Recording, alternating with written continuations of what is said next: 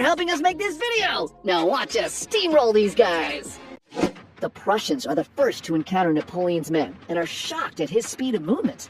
They try to hold them back, but they are unprepared and ultimately fail.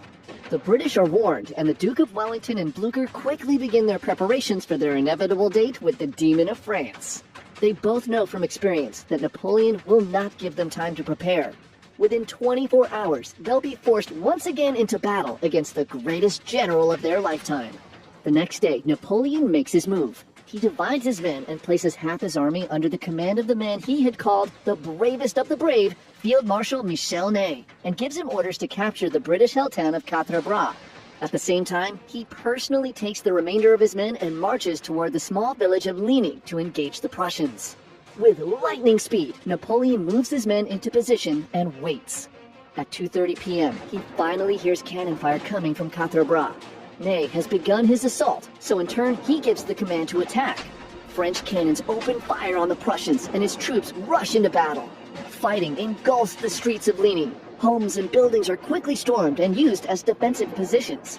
The townspeople trapped in the crossfire can do nothing but cover their eyes and ears and hold their children close as carnage erupts all around them. The Prussians fight bitterly, but Napoleon's army is like an unstoppable force of nature. By the end of the day, 16,000 Prussian soldiers are dead, and those still alive are forced to retreat. Blucher is nearly killed in the battle after his horse is shot out from under him, but he somehow survives. And can I just stop here for just a second and point out that Blucher was 72 years old at this battle? He's literally a grandpa out there leading cavalry charges against the world's greatest general. What a Chad! Anyway, Blucher's generals push for a full retreat, but he refuses. He must remain close to help the Duke of Wellington when the time comes. This he had promised. So instead, he regroups his army to the north just 18 miles away. He'll risk the lives of all of his men to keep his word. At Quatre Bras, Ney has less luck against the British. He had hesitated, and this delay had allowed his enemy time to fully fortify their positions. He has more men, but they're now running straight into heavy defensive fire, and wave after wave of his soldiers die trying to take the town. As the sun sets, the Duke of Wellington's forces have successfully stopped Ney's advance. In the cover of night, the British safely retreat to Waterloo, while a disgruntled Marshal Ney crush each of their enemies one at a time.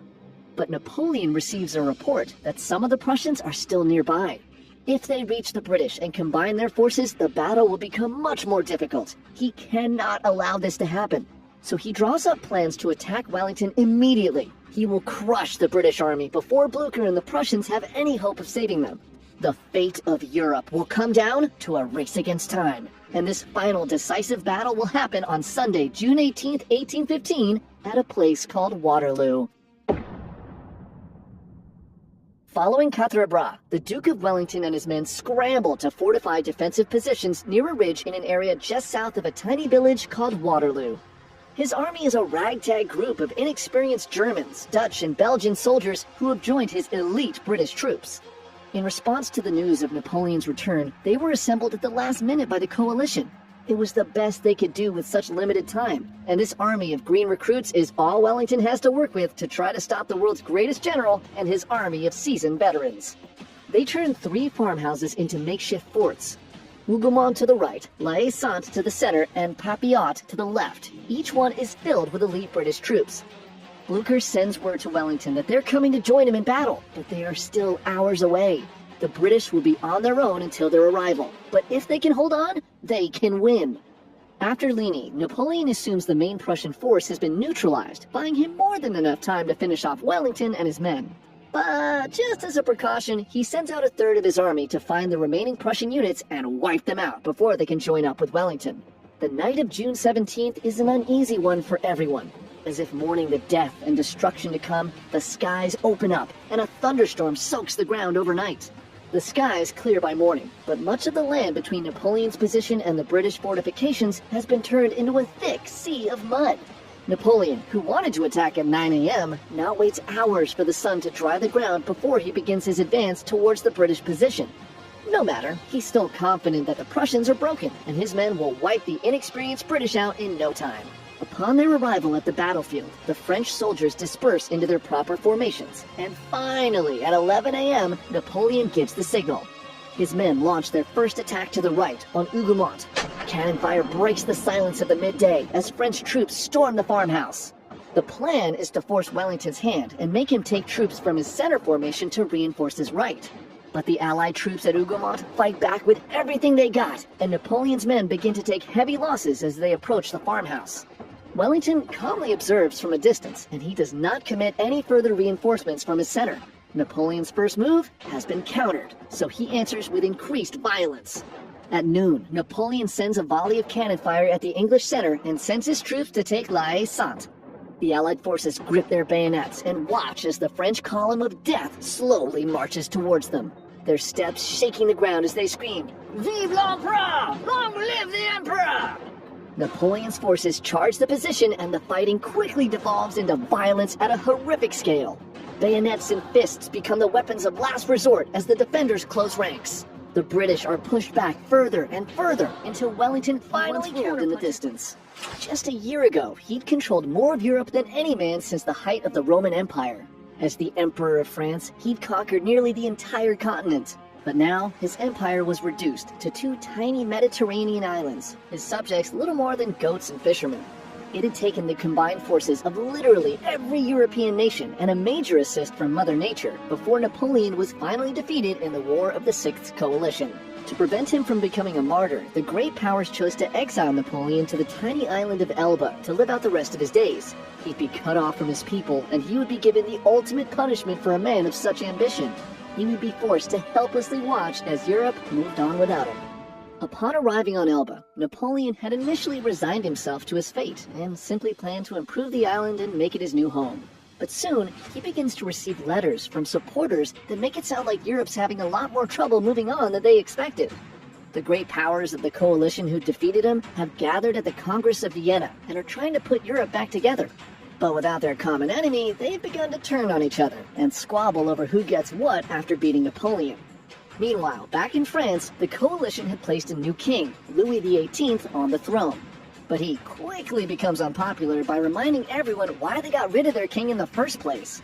He's out of touch, and the soldiers who are now not being paid begin to look back fondly on the days when Napoleon ruled.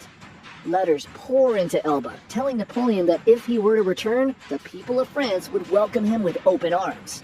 So, as he watches the sun set, Napoleon quietly decides to once again change the course of history.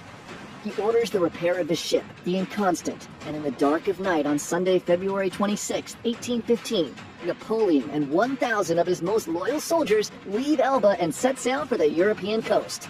The Corsican monster, the nightmare that had terrorized Europe for nearly 2 decades, is en route back to France. On March 7th, Metternich, the acting head of the Congress of Vienna, is awakened in the middle of the night with an urgent message from Elba. Upon hearing the report, a chill runs down his spine. Napoleon is missing. Within the hour, he gathers the leaders of Europe together and shares the news, and the Congress of Vienna immediately falls into chaos. Everyone begins to panic and point fingers at each other.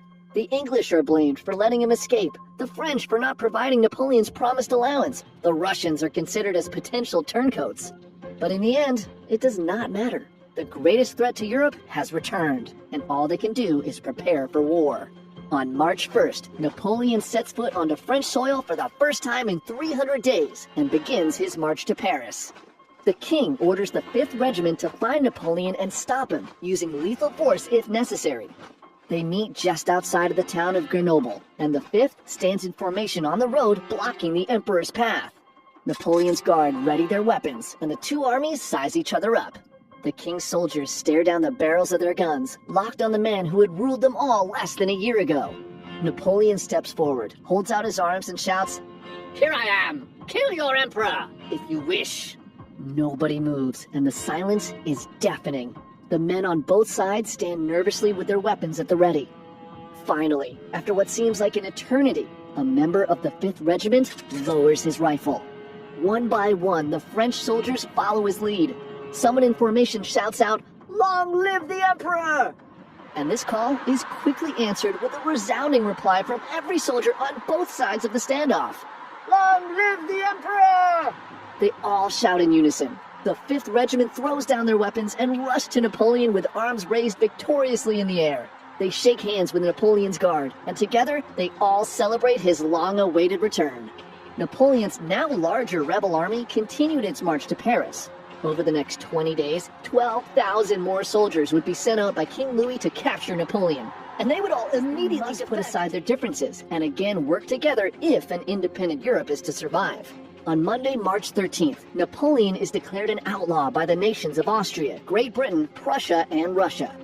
With more and more of the French army defecting to the former city erupts into celebration. He retakes the throne without firing a single bullet. The emperor has returned.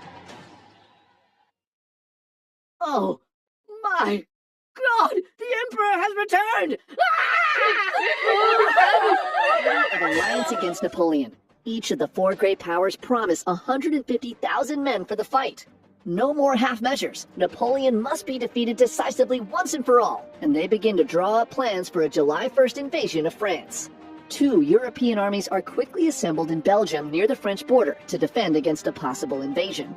A British army is led by Arthur Wellesley, the Duke of Wellington, who commands a ragtag group of 92,000 Dutch, English, and German troops, and a Prussian army that's led by Marshal von Blücher with around 121,000 Prussian soldiers. Both commanders are hardened veterans of the Napoleonic Wars. They know their enemy, and they're trusted with the unenviable task of holding off the emperor as long as possible to give the rest of the coalition time to rally their armies. Back in France, Napoleon's quickly put together a new French army of 124,000 troops. He hears of the planned Allied invasion and of the two armies already stationed in Belgium. He realizes he must quickly make a choice. He can continue to rebuild his army and defend against the coming invasion, or he can go on the offense and knock out the English and Prussian armies now. If he destroys both armies, there's a chance he can force the coalition into a peace treaty where he remains the ruler of France. And so he chooses to go on the offense and strike now. Napoleon knows a combined British and Prussian army would outnumber his men 2-1, but he has a plan. The two Allied armies are still separated. If he moves quickly, he can drive his army in between them, cut them off from each other, and take them out one at a time. But this plan means he must move immediately. If he delays any further, Wellington and Blücher will coordinate and fortify their positions together. So Napoleon takes his army and boldly crosses the border into Belgium on June 15th. And then I said, Weld signals for his elite lancers to charge, and they make quick work of the now stranded British cavalry.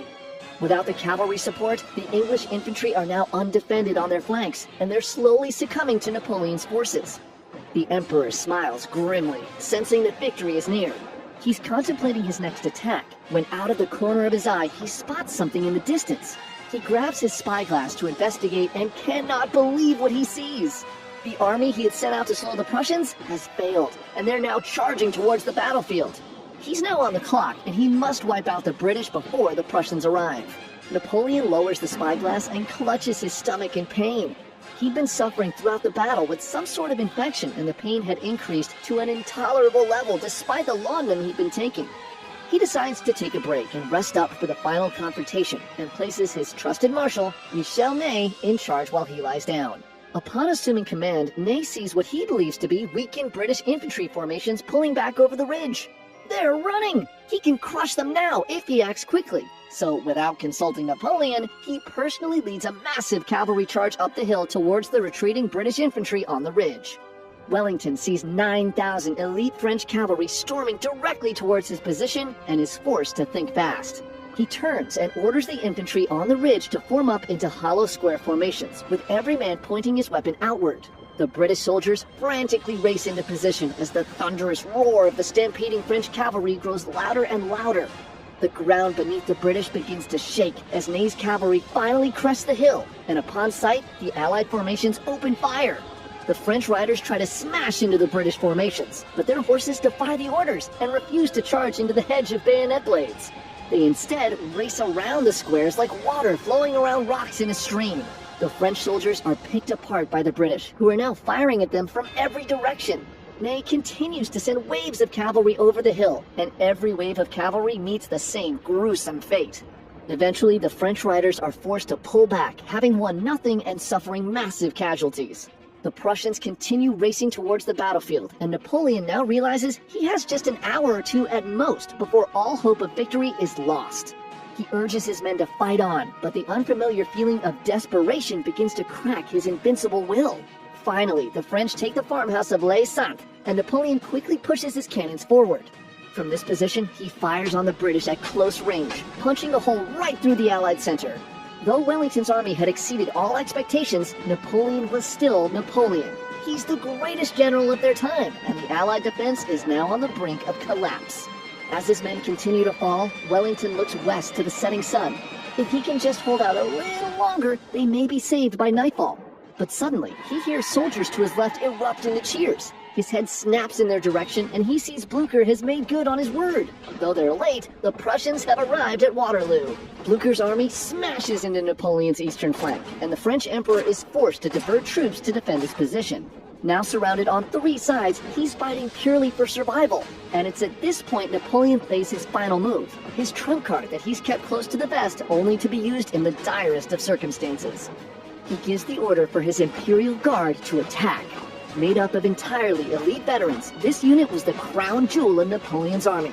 Just their name alone would strike fear into the hearts of the enemies of France, and they were now marching directly towards the British position. The Allied troops fire into the Imperial Guard, trying to stop them, but undaunted, they continue their march up the hill towards Wellington's men. Ready for the bloody fight to come, the first of Napoleon's elite soldiers crest the hill, but they're surprised to find not one British soldier there. It's eerily quiet, and as the rest of the guard join them on the hill, they are equally confused. As they survey the land, searching for the enemy, a cry breaks the silence. "Now, Maitland! Now is your time!" Wellington shouts. On command, Sir Peregrine Maitland and his 1,500 troops, who had hidden themselves in the tall grass, stand and begin opening fire on the startled French soldiers. The British had positioned themselves in a long, thin line to ensure every soldier had a clear shot. And at this close of a range, they didn't miss. It's a literal firing squad, and the Imperial Guard is ripped apart. The remains of the shocked guard attempt to fight back, but they're quickly met by a bayonet charge. They turn and begin to run. The sight of the Imperial Guard running for their lives breaks the will of Napoleon's men. If the best troops think this battle is lost, it most certainly is. Panic sweeps through the entire French army, and they all begin to flee.